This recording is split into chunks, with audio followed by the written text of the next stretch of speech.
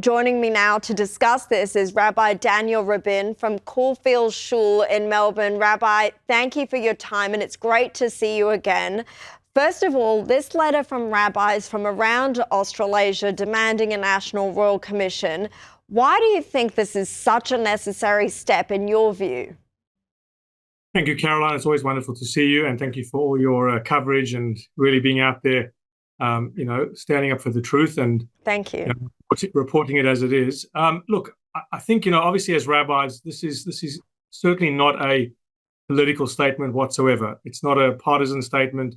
It's simply listening to our community and being people who have experienced not only what they hear but ourselves.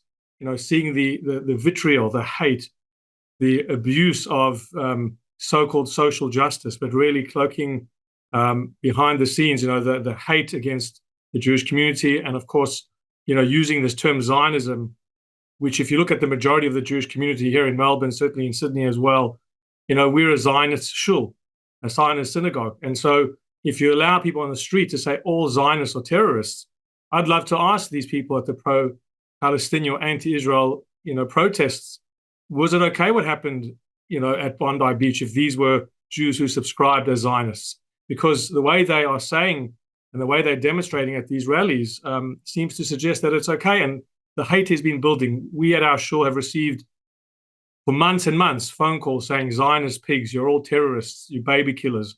And so why are we calling for a royal commission? Because we need to track the pattern. We need to see where it's spreading. And I don't see any other way to find out the truth and to see exactly how this is unfolded. And primarily because of pikuach nefesh, our great value in life, to ensure that this never happens again. You asked the question, do people think that it's justified? Because the people there, many of them would have been Zionists, most of them, I would say, and certainly the members of that Chabad and the rabbis there. Well, yes, I've had messages from people, from activists and protesters and people I know even, who have tried to justify this by saying, well, it happened to Zionists. I mean, I'm sickened by those messages, but there's definitely that sentiment out there.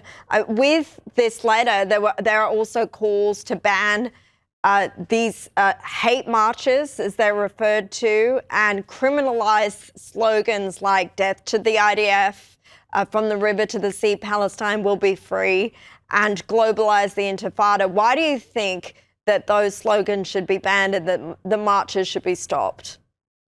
I think the most obvious reason, and anyone who's paying attention with a really objective viewpoint, of course, people might say I'm biased, I'm a rabbi of a synagogue, but somebody really truly just listens to what he said at these marches.